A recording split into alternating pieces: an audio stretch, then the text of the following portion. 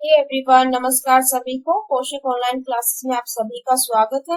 तो आज की वीडियो में हम करने जा रहे हैं हमारी साइंस की जो एनसीईआरटी बुक क्लास 9 का चैप्टर सेकंड है, is matter around us pure. इसका एक्सप्लेनेशन आज हम इस वीडियो में पढ़ेंगे। और हम जो भी अपकमिंग एग्जाम है या टीचिंग एग्जाम हमारे जो भी होते हैं उनकी जो तैयारी कर रहे हैं उसके लिए एनसीईआरटी बुक पढ़ते हैं। तो हम लाइन टू लाइन पढ़ना हमारे लिए जरूरी हो जाता है। जो भी क्वेश्चंस पूछे जाते हैं एनसीईआरटी की बुक से ही पूछे जाते हैं, तो हम इसी चीज को देखेंगे और जो भी इम्पोर्टेंट लाइंस हैं उनको भी बताएंगे और इसकी एक्सप्लेनेशन इस वीडियो में देखेंगे। तो चलिए शुरू करते हैं। Chapter second, is matter around us pure. क्या हमारे आसपास के पदार्थ प्योर हैं? पैराग्राफ में देखिए इसमें क्या बताया गया है।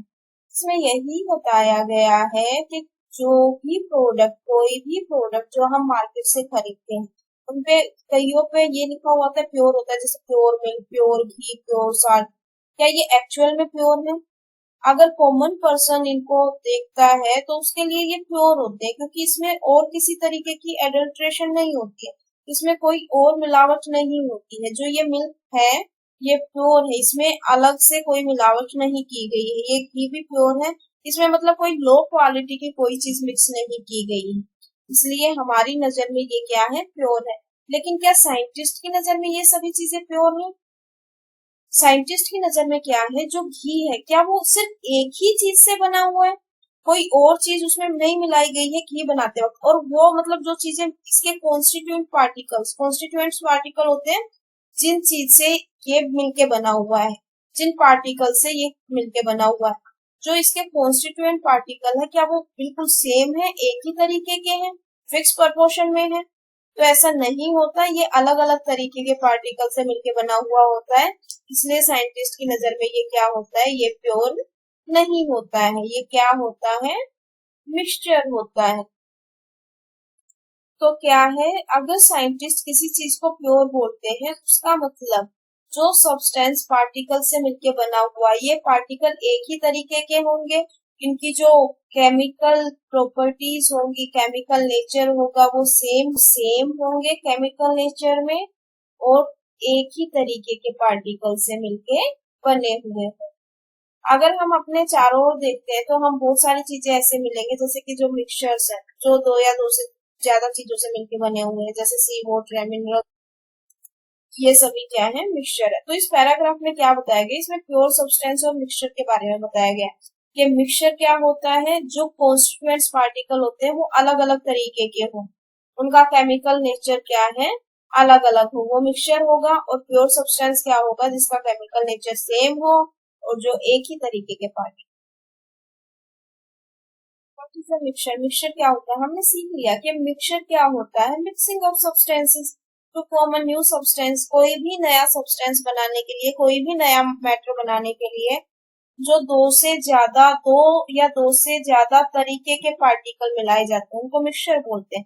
जैसे सोडियम क्लोराइड को हम वाटर में डिजोल्व करते हैं, तो ये क्या हो गया, मिक्सचर हो गया। अब इसको क्या है, सेपरेट किया जा सकता है फिजिकल प्रोसेस के, तो एवेपोरेशन की जो फिजिकल प्रोसेस होती है उसको इससे सेपरेट किया जाता है। लेकिन आप सोडियम क्लोराइड को खुद देखो, जो सोडियम क्लोराइड मिलके बना हुआ है NaCl से, क्या इसको फिजिकल प्रोसेस से अलग किया जा सकता है? क्या हम NaCl को ऐसे तोड़ सकते हैं और उसमें Na अलग कर दिया, Cl अलग कर दिया? नहीं हो सकता ना। तो इसका मतलब NaCl खुद क्या है, एक प्योर सब्सटेंस है। लेकिन जब ये वाटर में डिसोल्व किया जाता है तो वो जो सॉल्यूशन बनता है वो क्या हो गया, मिक्सचर। ऐसे ही इसमें शुगर बताया गया, जैसे शुगर बना हुआ होता है वो भी एक ही तरीके के प्योर मेटल से बना हुआ होता है, और इसकी कंपोजिशन भी क्या होती है, सेम होती है। लेकिन जो सॉफ्ट ड्रिंक और सोयल होती है वो अलग अलग टाइप के पार्टिकल से मिलके बने हुए होते हैं, जो कि फिक्स्ड प्रोपोर्शन में भी नहीं होते हैं, इसलिए वो क्या होते हैं, वो मिक्सचर्स होते हैं। अब हम टाइप्स ऑफ मिक्सचर पढ़ेंगे, मिक्सचर के टाइप्स कितने होते हैं। ये कुछ एक्टिविटी दी गई है, वो इतनी इंपॉर्टेंट नहीं है, बच्चे जब आप क्लासेस में पढ़ते हैं उनको समझाने के लिए एक्टिविटी दी गई हो। लेकिन हम सिर्फ टाइप्स ऑफ मिक्सचर देखेंगे, कितने टाइप के होते हैं। मिक्सचर्स दो टाइप के होते हैं, homogeneous mixture and heterogeneous mixture. Homogeneous mixture क्या होते हैं, जैसे देखो वाटर है, अगर वाटर में हम सोल्ट ऐड करते हैं, ये वाटर है, अगर इस वाटर में हम सोल्ट ऐड करेंगे तो हमें क्या सोल्ट और वाटर की अलग अलग दिखेंगे कि घुला हुआ नमक जो पानी में है वो अलग से दिख रहा है कि हाँ ये नमक इधर इधर बैठा हुआ है, ऐसा कुछ नहीं होता ना। ये क्या होता है, ये पूरा सोल्यूशन बन जाता है और हम इसमें नहीं बता सकते सोल्ट के पार्टिकल कहाँ है, वाटर के पार्टिकल कहाँ है, वो बहुत अच्छी तरीके से मिक्स हो जाते हैं। तो इस तरीके के सॉल्यूशन को हम क्या कहते हैं, होमोजीनियस सॉल्यूशन कहते हैं। या वाटर में जैसे लेमन वाटर है, नींबू का पानी होता है, उसमें भी हम पार्टिकल्स को अलग अलग नहीं बता सकते, ना ही उनको कोई फिजिकल प्रोसेस से अलग कर सकते हैं। लेकिन वही अगर हम जैसे रेत है, रेत में अगर हम आयरन फिलिंग्स डाल दें तो क्या वो उसमें मिक्स हो जाती है अच्छी तरीके से, क्या हम सेपरेट नहीं कर सकते, कर सकते हैं ना सेपरेट, और वो अलग अलग हमें दिखती भी है। तो उस तरीके के मिक्सचर को क्या बोलेंगे, हेट्रोजीनियस मिक्सचर। जैसे नमकीन आती है, नमकीन में कई तरीके की, कहीं मूंगफली होंगी, कहीं पोहे वगैरह मिला होता है, कहीं मतलब अलग अलग पार्टिकल्स होते हैं, तो उनको हम सेपरेट भी कर सकते हैं और वो हमें दिखते भी हैं अलग अलग। उस तरीके के मिक्सचर को क्या कहते हैं, हेट्रोजीनियस मिक्सचर्स। कोई और एग्जांपल अगर हम ले, जैसे हम सर्फ में, जो सर्फ कपड़े धोने का सर्फ होता है उसमें नमक ऐड करते हैं, क्या वो पूरी तरीके से अब वो मिलके एक जैसा हो जाएगा, क्या उसमें सेपरेट करना मुश्किल होगा। लेकिन ऐसा नहीं है कि हमें वो अलग अलग पार्टिकल्स दिखते नहीं, दिखते हैं, तो इसका मतलब क्या है, वो हेट्रोजीनियस मिक्सचर। होमोजीनियस में क्या होता है, बिल्कुल घुल के ऐसा हो जाता है कि हमें पता ही नहीं चलता कि इसमें हमने कुछ डाला हुआ है, कुछ मिलाया हुआ है, ना ही वो अलग से दिखता है, ना ही उसको अलग किया जा सकता है उस तरीके के फिजिकल प्रोसेस के द्वारा। उस तरीके के मिक्सचर को क्या बोलते हैं, होमोजीनियस मिक्सचर। की होमोजीनियस फॉर्म होती है, जो होमोजीनियस मिक्सचर होता है उसको हम नया नाम देते हैं, उसको नाम क्या देते हैं, सॉल्यूशन। जो होमोजीनियस मिक्सचर को हम क्या बोलते हैं, सॉल्यूशन। तो हम अब सॉल्यूशन पढ़ेंगे। सॉल्यूशन क्या होता है, सॉल्यूशन एक होमोजीनियस मिक्सचर ही है, दो या दो से ज्यादा सब्सटेंस का। जैसे चाय बनाते हैं हम, चाय हमारी क्या है, होमोजीनियस मिक्सचर ही है ना। उसमें क्या होता है, दूध भी मिलाया गया है, उसमें पानी भी मिलाया गया है, चीनी भी मिलाई गई है, अदरक भी मिलाई गई है, चाय पत्ती भी मिलाई गई है जो उसके कलर को चेंज कर देती है। तो ये क्या है, होमोजीनियस मिक्सचर है, दो या दो से ज्यादा सब्सटेंस का। तो इसको हम क्या बोलेंगे, सॉल्यूशन बोलेंगे। हम अपने डेली लाइफ में बहुत देखते हैं, जैसे नींबू पानी हो गया, सोडा वाटर हो गया, ये सभी क्या है, सॉल्यूशन। अब सॉल्यूशन जब हम देखते हैं, जैसे अगर हम देख रहे हैं नींबू का पानी ले लो, नींबू का पानी, अगर नींबू और पानी को देखें कि हमने एक गिलास पानी लिया, उसमें नींबू निचोड़ दिया, तो इसमें कम क्वांटिटी में क्या लिया गया है, नींबू हम कम क्वांटिटी में लेंगे या पानी हम कम क्वांटिटी में लेंगे। हम नींबू कम क्वांटिटी में ले रहे हैं और पानी को ज्यादा क्वांटिटी में ले रहे हैं, तो वो सब्सटेंस जो कम क्वांटिटी में लिया जाता है उसको हम सोल्यूट बोलते हैं। जो कम क्वांटिटी में लिया जाता है, जैसे पानी में चीनी डाली गई है तो चीनी हमारी क्या होगी, सोल्यूट होगी, और पानी क्या हो गया, सोलवेंट हो गया, और ये दोनों चीजें मिलकर क्या बनाती हैं, सोल्यूशन बनाती हैं। जैसे चाय है, चाय में जो चीनी डाल रहे हैं, चाय पत्ती डाल रहे हैं, या फिर पानी अगर हम कम क्वांटिटी में ले रहे हैं तो ये सभी क्या है, सोल्यूट। और जो ज्यादा क्वांटिटी में ले रहे हैं, मान लो मिल्क ज्यादा क्वांटिटी में ले रहे हैं या फिर पानी ज्यादा क्वांटिटी में ले रहे हैं, इसमें सभी चीजें ऐड कर रहे हैं, तो वो क्या हो गया, सोलवेंट हो गया। तो सोल्यूशन क्या होता है, सोल्यूट एंड सोलवेंट को जब मिक्स किया जाता है तो क्या बनता है, सोल्यूशन। यूजुअली जब भी हम सोल्यूशन के बारे में सोचते हैं तो हमारे दिमाग में क्या आता है कि एक लिक्विड है।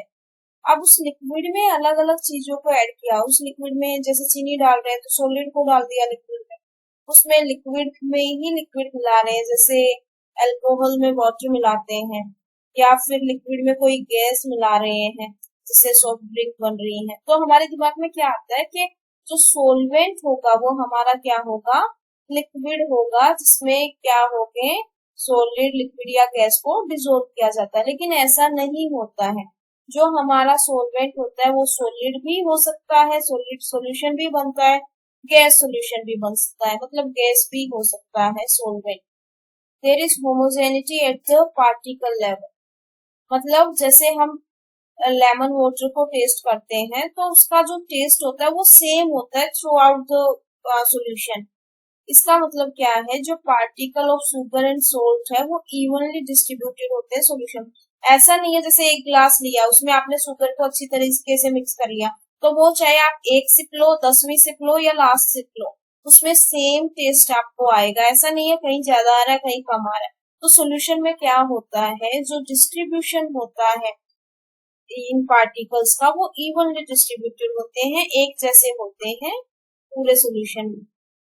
एलोय क्या होते हैं, एलोय मिक्सचर्स होते हैं दो या दो से ज्यादा मेटल्स के मेटल के साथ या फिर नॉन मेटल के, और इनको सेपरेट नहीं किया जा सकता है इसके कंपोनेंट्स में किसी भी फिजिकल मेथड के द्वारा, लेकिन फिर भी एलोय को मिक्सचर समझा जाता है। अब देखो, अगर हम पढ़ रहे हैं कि एलोय क्या है, मिक्सचर्स हैं, उसमें मेटल्स का या नॉन मेटल्स का हो सकता है, और इनको फिजिकल मेथड से भी सेपरेट नहीं किया जा सकता। हमने मिक्सचर्स क्या पढ़े थे कि ये फिजिकल प्रोसेस से सेपरेट किए जा सकते, लेकिन एलोय को फिजिकल प्रोसेस से सेपरेट नहीं किया जा सकता, फिर भी इनको मिक्सचर बोला जाता है। इनको प्योर सब्सटेंस क्यों नहीं बोला जाता, क्योंकि जब भी एलोय को बनाया जाता है मेटल को मिला के या फिर नॉन मेटल को मेटल में मिला के, नॉन मेटल को आपस में मिला के कैसे भी बनाया जाता है, तो उनके जो प्रोपोर्शन लिया जाता है वो फिक्स नहीं होता है।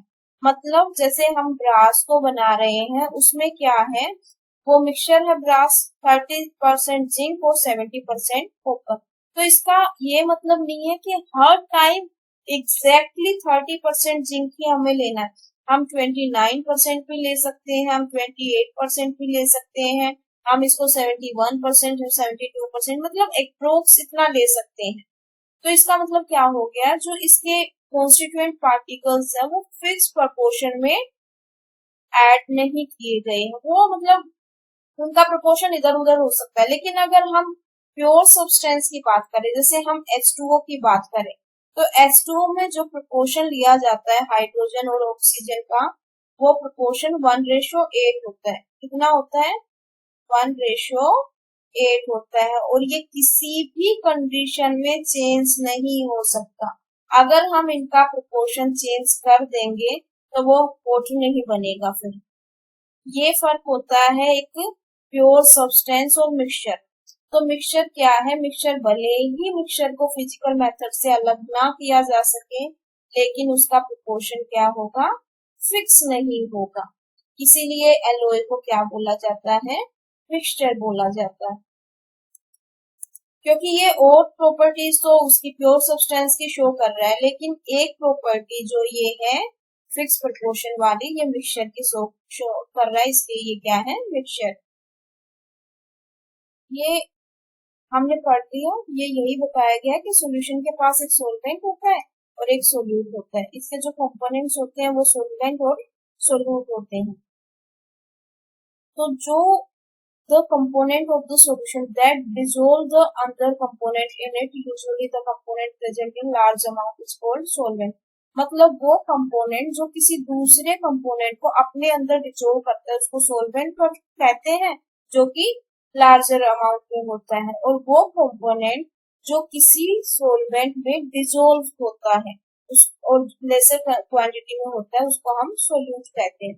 जैसे कि सोल्यूशन है शुगर का वाटर में, ये एक सॉलिड इन लिक्विड सॉल्यूशन है। मतलब लिक्विड सॉल्यूशन, लिक्विड को क्या सोलवेंट लिया गया है क्योंकि ये ज्यादा क्वांटिटी में है, शुगर को क्या लिया गया है, सॉलिड लिया गया है, सोल्यूट बोला जाता है क्योंकि ये कम क्वांटिटी में है।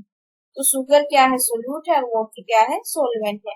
अब जैसे सॉल्यूशन होता है आयोडीन का अल्कोहल में, जिसको हम टिंचर ऑफ आयोडीन बोलते हैं। ये इंपॉर्टेंट है, टिंचर ऑफ आयोडीन में किसका सॉल्यूशन ऐड किया जाता है, किसको किसमें ऐड किया जाता है, आयोडीन को ऐड किया जाता है अल्कोहल में। इसमें आयोडीन क्या है, सोलिड है, सोल्यूट है, और अल्कोहल क्या है, लिक्विड है और सोलवेंट है। एरेटिक ड्रिंक होती है जैसे सोडा वाटर होता है, सोडा वाटर में क्या गैस को ऐड किया जाता है लिक्विड में, गैस इन लिक्विड सॉल्यूशन। और इसमें गैस क्या होती है, कार्बन डाइऑक्साइड गैस है जो कि सोल्यूट होती है, और लिक्विड क्या है, वाटर है, सोलवेंट है। एयर क्या है, mixture of gases in gas. मतलब एयर में ऐसा नहीं है कि एक ही तरीके की गैस मिलती है, एयर में बहुत अलग अलग गैसेस होती हैं। तो ये क्या है, एक होमोजीनियस मिक्सचर है ये नंबर ऑफ गैसेस का। इसके दो मेन कंपोनेंट्स कौन कौन से, ऑक्सीजन जिसकी परसेंटेज 21% होती है, और नाइट्रोजन जिसके 78% होती है। और जो other gases are present in very small quantity, जो अलग गैसेज होती है वो थोड़ी थोड़ी क्वांटिटी में यहाँ प्रेजेंट होती है। तो एयर क्या है? Homogeneous mixture. ये होमोजीनियस मिक्सचर क्यों है? क्योंकि हमें एयर अगर हमें देखते हैं हमें पता भी नहीं चलता। क्या हम देख सकते हैं? नहीं देख सकते। अब एयर में ये नहीं है क्या कि हम अलग से बता देंगे हाँ ये ऑक्सीजन है, ये नाइट्रोजन है, यहाँ ऑक्सीजन है, यहाँ नाइट्रोजन है। हमें ऐसा कुछ नहीं पता चलता ना। हमें सिर्फ एयर, जैसे एयर होती है वो ऐसे अलग अलग हम आइडेंटिफाई नहीं कर सकते कि कहाँ ऑक्सीजन है कहाँ नाइट्रोजन है। वो प्रॉपर मिक्स होती है, इसलिए वो क्या कहा जाता है? उसको होमोजीनियस मिक्सचर कहा जाता है। ये सभी जो है ये सभी क्या है? Homogeneous mixture. और होमोजीनियस मिक्सचर को ही सॉल्यूशन कहा जाता है। अब सॉल्यूशन की कुछ प्रॉपर्टीज दी गई है, ये हम देख लेते हैं। Solution is a homogeneous mixture, ये तो हम पढ़ते आ रहे हैं। होमोजीनियस मिक्सचर ही सॉल्यूशन होता है, सॉल्यूशन ही होमोजीनियस मिक्सचर होता है। जो पार्टिकल होते हैं सॉल्यूशन के वो बहुत ही स्मॉल होते हैं, 1 नैनोमीटर से भी स्मॉल होते हैं। 1 नैनोमीटर कितना होता है? 10⁻⁻⁹ मीटर होता है। तो इनको हम नेक्ड आई से नहीं देख सकते, और इनके बहुत छोटे पार्टिकल्स होने की वजह से वो बीम ऑफ लाइट को स्कैटर नहीं करते हैं। मतलब लाइट का पाथ विजिबल इस सॉल्यूशन में नहीं होता है। मतलब ये टिंडल इफेक्ट शो नहीं करते। टिंडल इफेक्ट में यही होता है, उसमें लाइट को पास किया जाता है एक सॉल्यूशन के थ्रू। अगर वो लाइट विजिबल है तो वो टिंडल इफेक्ट शो कर रही है, नहीं तो नहीं शो कर रही। तो सॉल्यूशन में टिंडल इफेक्ट शो नहीं होता है। सोल्यूट पार्टिकल्स को सेपरेट नहीं किया जा सकता मिक्सचर में से कि फिल्ट्रेशन की प्रोसेस से। सोल्यूट पार्टिकल्स सेटल डाउन भी नहीं होते जब अनडिस्टर्ब, अगर हम सॉल्यूशन को करते हैं अनडिस्टर्ब रखते हैं, उसको डिस्टर्ब नहीं किया जाता, इसका मतलब सॉल्यूशन क्या है? स्टेबल है। जैसे देखो एक एग्जांपल हम लेते हैं। हमने देखा है अगर हम शुगर को हमने वाटर में डिजोल्व कर दी और हम उसको 1 घंटे के लिए रख देते हैं, तो क्या ऐसा होगा कि जो शुगर है वो नीचे जम जाएगी और पानी ऊपर रहेगा? कुछ ऐसा होता है? सेपरेशन इनका कुछ इस तरीके का होता है? नहीं होता ना। तो इसका मतलब क्या है? सॉल्यूशन को चाहे कितनी भी देर अनडिस्टर्ब रख दे, वो सोल्यूट पार्टिकल सेटल डाउन नहीं होंगे। अब आती है concentration of a solution. Concentration of a solution में क्या दिया गया है? अगर किसी भी सोल्यूट को अगर हम सॉल्वेंट में डिजोल्व करते हैं, जैसे कि हमने एक एग्जांपल हम ले रहे हैं, हमने पानी में चीनी को डिजोल्व किया है, तो ये जरूरी तो नहीं कि हम फिक्स्ड अमाउंट में ही सोल्यूट को डिजोल्व करेंगे। मान लो 1 गिलास पानी है, 1 गिलास पानी में ऐसा जरूरी तो नहीं हम 1 स्पून ही चीनी उसमें डालेंगे। हम 2 स्पून भी डाल सकते हैं, 3 स्पून भी डाल सकते हैं, हमारी मर्जी है ना वो। तो मतलब क्या है? जो depending upon the amount of solute, के हम सोल्यूट कितना ले रहे हैं, सॉल्यूशन को हम अलग अलग तरीके से बुला सकते हैं। हम सॉल्यूशन को अलग अलग नाम दे सकते हैं। डाइल्यूट, डाइल्यूट मतलब है अगर हमने उसमें सोल्यूट कम ऐड किया, जैसे ये वाटर है, वाटर यहाँ तक है और हम इसमें सिर्फ आधा स्पून या 1 स्पून हम इसमें शुगर ऐड कर रहे हैं। अब दूसरा सॉल्यूशन है जिसमें हम 4-5 स्पून ऐड कर रहे हैं, 6-7 स्पून ऐड कर रहे हैं। तो जिसमें कम सोल्यूट ऐड किया गया उसको डाइल्यूट बोलेंगे, और कॉन्सेंट्रेटेड और सैचुरेटेड सॉल्यूशन उसको हम डाइल्यूट सॉल्यूशन बोलेंगे। और जिसमें हमने ज्यादा क्वांटिटी में शुगर ऐड किया है उसको हम कॉन्सेंट्रेटेड या सैचुरेटेड सॉल्यूशन बोलेंगे। जैसे हम चाशनी बनाते हैं, कभी आपने देखा होगा चाशनी बनाई जाती है, उसमें पानी में जो शुगर ऐड की जाती है वो बहुत ज्यादा क्वांटिटी में ऐड की जाती है, और जो सॉल्यूशन बनाया जाता है वो बहुत ही गाढ़ा सॉल्यूशन मतलब कॉन्सेंट्रेटेड सॉल्यूशन बनाया जाता है। उसको हम क्या बोलते हैं? सैचुरेटेड सॉल्यूशन भी बोलते हैं। सैचुरेटेड सॉल्यूशन क्या होता है? हम उसमें चीनी मिक्स करते जाए करते जाए करते जाए, एक लेवल ऐसा आएगा कि वाटर में और शुगर हम ऐड नहीं कर पाएंगे, तो वो कौन सा सॉल्यूशन कहलाएगा? सैचुरेटेड सॉल्यूशन कहलाएगा। Dilute and concentrated are comparative terms. Solution obtained by group A is dilute compared to obtained by group B. इसमें क्या होता है, मतलब अगर सोल्यूट कम डाला जाए तो वो क्या हो गया, डाइल्यूट हो गया, और सोल्यूट को ज्यादा क्वांटिटी में डाला जाए तो कॉन्सेंट्रेटेड हो गया। और सैचुरेटेड कब होता है, जब इसमें और सोल्यूट हम मिक्स नहीं कर पाते, तो वो कौन सा कहलाएगा, सैचुरेटेड सोल्यूशन कहलाएगा। अब इसमें क्या बताया गया है, at any particular temperature a solution that has dissolved as much solute as it is capable of dissolving it is said to be a saturated solution. मतलब किसी भी सॉल्यूशन अगर हम देखते हैं उसमें जितना ज्यादा सोल्यूट डिसॉल्व किया जा सकता है वो कर दिया, अब उससे ज्यादा वो कैपेबल नहीं है डिसॉल्व करने के, तो उस सॉल्यूशन को हम क्या बोलेंगे, सैचुरेटेड सॉल्यूशन बोलेंगे। एक गिवन टेम्परेचर पे, ये ध्यान रखना है, मतलब एक पर्टिकुलर टेम्परेचर पे, जैसे अगर हम 25 डिग्री सेल्सियस पे ऐड करें तो 25 डिग्री सेल्सियस पे हम जितना ऐड कर सकते हैं उतना हमने किया, उससे ज्यादा हम नहीं कर सकते, तो वो कौन सा हो गया, सैचुरेटेड सॉल्यूशन होगा। In other words, when no more solute can be dissolved in a solution at a given temperature, it is called a saturated solution. The amount of solute present in the saturated solution at this temperature is called its solubility. और जो इस solution में जितना solute हमने dissolve किया है, saturated solution बनाने के लिए हमने जितना अमाउंट ऑफ सोल्यूट ऐड किया है तो उसकी सोल्यूबिलिटी कहलाएगी। The amount of solute present in the saturated solution, और किसी भी सैचुरेटेड सॉल्यूशन में कितना अमाउंट ऑफ सॉल्यूशन किसी गिवन टेम्परेचर पे ऐड किया गया है वो उसकी सोल्यूबिलिटी कहलाएगी। मतलब किसी भी सॉल्यूशन में जिस टेम्परेचर पे हम सोल्यूट ऐड कर रहे थे उस टेम्परेचर पे मैक्सिमम कितना सोल्यूट इस सॉल्यूशन ने ऐड किया है वो क्या कहलाएगी, इसकी सोल्यूबिलिटी कहलाएगी। If the amount of solute contained in a solution is less than the saturation level, it is called an unsaturated solution. देखो अगर मतलब मान लो सेचुरेशन लेवल तक हम नहीं पहुंचे हैं जिसमें और सोल्यूट ऐड नहीं किया जा सकता, तो उसको क्या बोलेंगे, जब तक सेचुरेशन लेवल तक नहीं पहुंचे तब और ऐड उसमें कर सकते हैं तो उसको अनसेचुरेटेड सॉल्यूशन बोलेंगे। What would happen if we were to take a saturated solution at a certain temperature and cool it slowly? You can infer from the above activity that different substances in a given solvent have different solubility at the same temperature. ये तो है कि अलग अलग जो solution होंगे, अलग अलग जो सब्सटेंस होंगे किसी गिवन सोलवेंट में, उनकी सोल्यूबिलिटी सेम टेम्परेचर पे अलग अलग होगी। जरूरी नहीं है कि सभी जो सोलवेंट है सभी सोल्यूशन क्या है एक ही अमाउंट ऑफ सोल्यूट ऐड करवाए, उससे ज्यादा अमाउंट वो ऐड ना करवाए सेम टेम्परेचर पे, उनकी सोल्यूबिलिटी अलग अलग हो सकती है। concentration of a solution is the amount of solute present in a given amount of solution। तो concentration solution की क्या कहलाता है, concentration of a solution किसी given amount of solution में जितना सोल्यूट अमाउंट प्रेजेंट है, कितना सोल्यूट प्रेजेंट है कितने सोल्यूशन में, वो क्या कहलाता है, कंसंट्रेशन ऑफ सोल्यूशन। और इसको एक्सप्रेस करने के अलग अलग तरीके होते हैं। First mass by mass percentage, मतलब सोल्यूट भी मास में लिया गया, जैसे 1 ग्राम हमने सोल्यूट ऐड किया है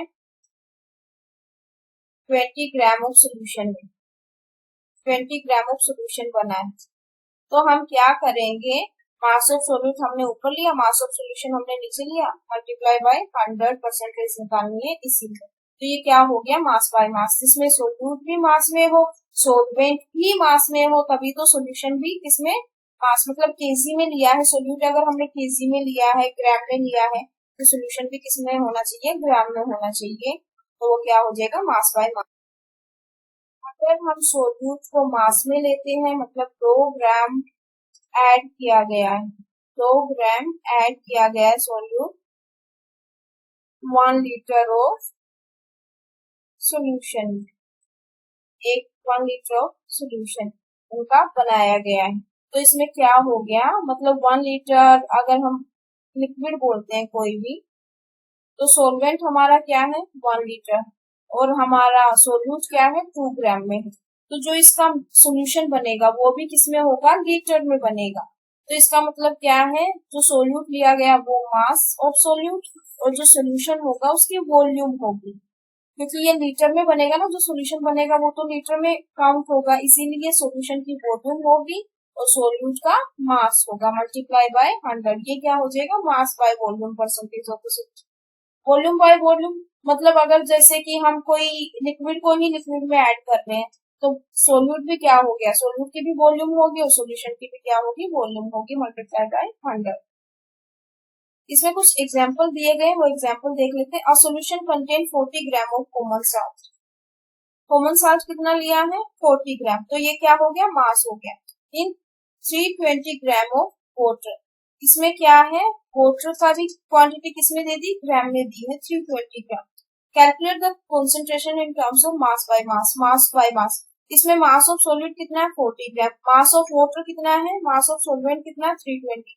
ये सॉल्वेंट का मास है, तो हमें नीचे क्या होता है, सोल्यूशन का होता है, चाहे वो मास हो चाहे वो वॉल्यूम। तो हमें सोल्यूशन निकालना पड़ेगा। सोल्यूशन में क्या होता है, सोल्यूट प्लस सोलवेंट, मतलब 320 प्लस 40 कितना हो गया, 360। सोल्यूट कितना है, 40, सोल्यूशन कितना है, 360 मल्टीप्लाई 100, ये हमारा आ गया 11.1%।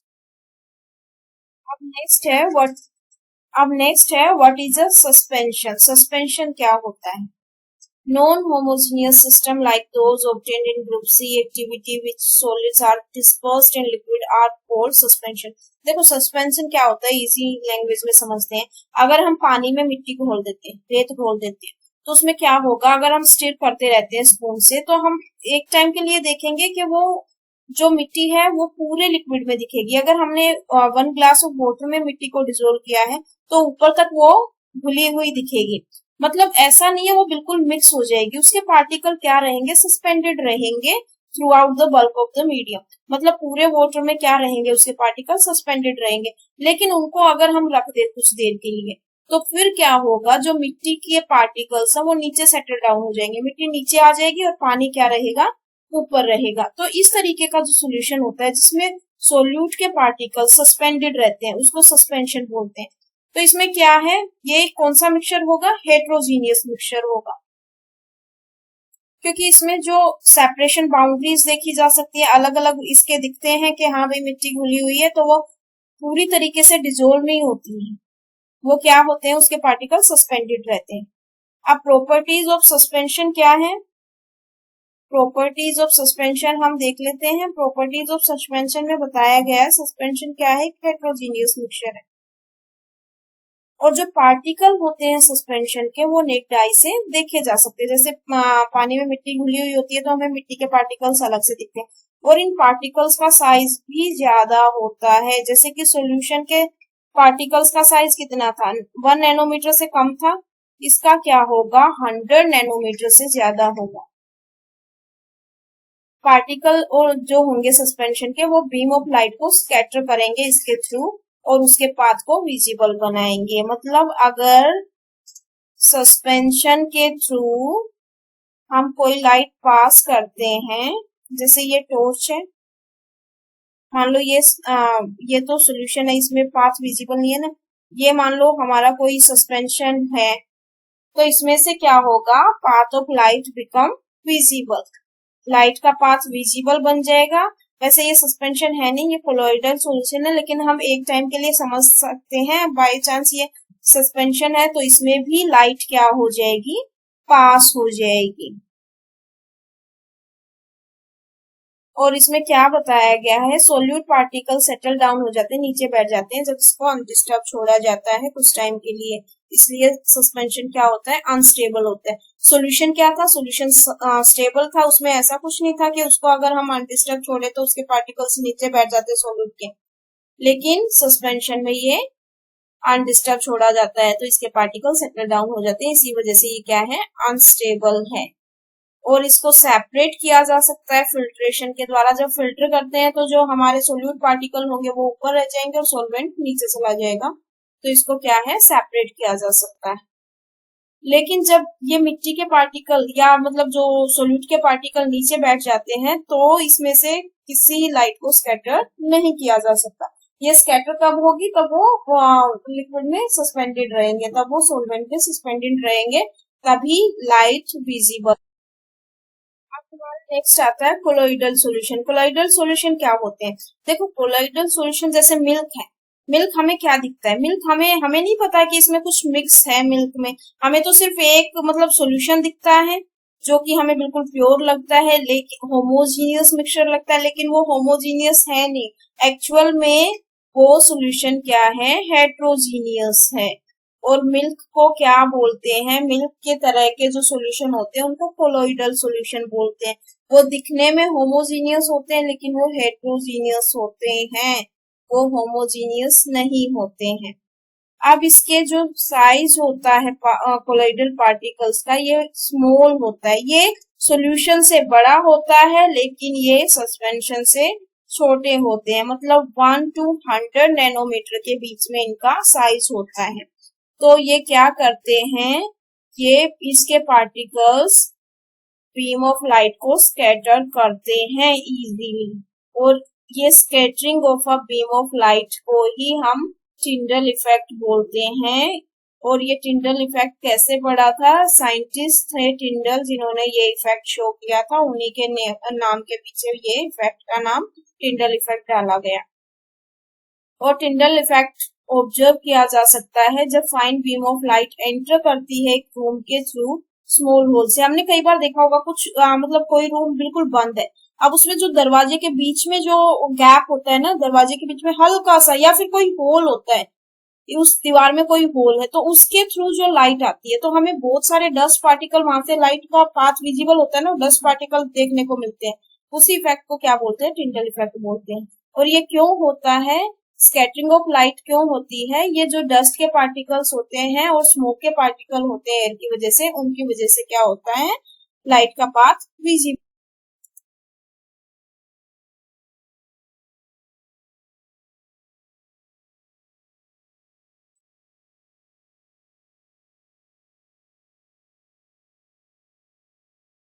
अब इसमें बताया गया Tyndall effect can be observe when sunlight passes through the canopy of a dense forest. जैसे ऐसे कोई डेंस फॉरेस्ट है जिसमें बहुत पेड़ पेड़ पेड़ पेड़ लगे हुए हैं, जब सनलाइट यहाँ से स्कैटर होती है तब भी ये टिंडल इफेक्ट देखा जा सकता है। क्योंकि फॉरेस्ट में क्या होता है, इसमें बहुत सारे टाइनी ड्रॉपलेट्स ऑफ वाटर होते हैं जो पार्टिकल ऑफ कोलोइडल डिस्पर्स्ड की तरह, पार्टिकल्स ऑफ कोलोइड की तरह बिहेव करते हैं जो एयर में डिस्पर्स्ड होते हैं। प्रॉपर्टीज ऑफ कोलोइड की क्या होती है, प्रॉपर्टीज ऑफ अ कोलोइड क्या होता है, कोलोइड एक हेट्रोजीनियस मिक्सचर है, लेकिन ये दिखने में कैसा लगता है, होमोजीनियस की तरह लगता है, लेकिन ये एक्चुअल में होता है हेट्रोजीनियस है। इसके पार्टिकल्स बहुत स्मॉल भी होते हैं जो नेक्ड आई से नहीं देखे जा सकते, और इसके पार्टिकल इतने बड़े भी होते हैं कि लाइट की बीम को स्कैटर कर सके और उसके पाथ को विजिबल कर सके। वो सेटल डाउन नहीं होते हैं जब अनडिस्टर्ब छोड़े जाते हैं, इसका मतलब कोलोइड क्या है, क्वाइट स्टेबल है। और वो फिल्ट्रेशन की प्रोसेस से सेपरेट भी नहीं किए जा सकते, लेकिन एक स्पेशल टेक्निक होती है सेपरेशन की जिसको हम सेंट्रीफिकेशन बोलते हैं। जैसे हम दूध से जब हम लस्सी बनाते हैं उसमें जो घी निकलता है, ये जो पूरी प्रोसेस होती है इसको सेंट्रीफिकेशन बोलते हैं, और सेंट्रीफिकेशन के द्वारा ही इसके पार्टिकल्स को सेपरेट किया जा सकता है।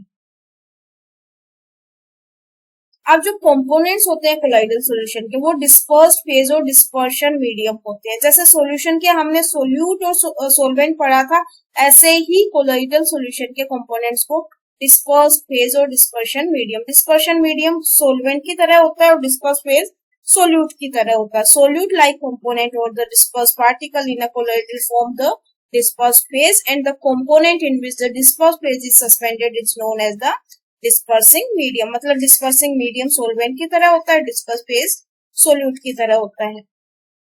Colloids are classified according to the state solid liquid और gas of the dispersing medium and the dispersed phase. और ये भी डिस्पर्सिंग मीडियम जैसे सॉलिड लिक्विड और गैस की तरह डिस्पर्सिंग मीडियम और डिस्पर्सिंग फेज में क्या होते हैं, क्लासिफाई किए जाते हैं। कॉमन एग्जाम्पल कुछ इस टेबल में दिए गए हैं, ये एग्जाम्पल्स दिए गए हैं और ये इम्पोर्टेंट भी हैं, ये पूछे जा सकते हैं एग्जाम में कि अगर डिस्पर्स फेज और डिस्पर्स मीडियम ये है तो किस टाइप का कोलाइडल सॉल्यूशन बन रहा है, या फिर जैसे एमल्सन है इसमें डिस्पर्स फेज क्या होगा, डिस्पर्स मीडियम क्या होगा। तो लिक्विड में जब हम डिजोल्व करते हैं तो एमल्सन बनाते हैं, जैसे कि मिल्क फेस क्रीम। अब फोग क्लाउड्स जो बनते हैं उसमें क्या होता है, लिक्विड डिस्पर्स फेज होता है जो कि ऐड होता है गैस में, एरोसोल बनाता है।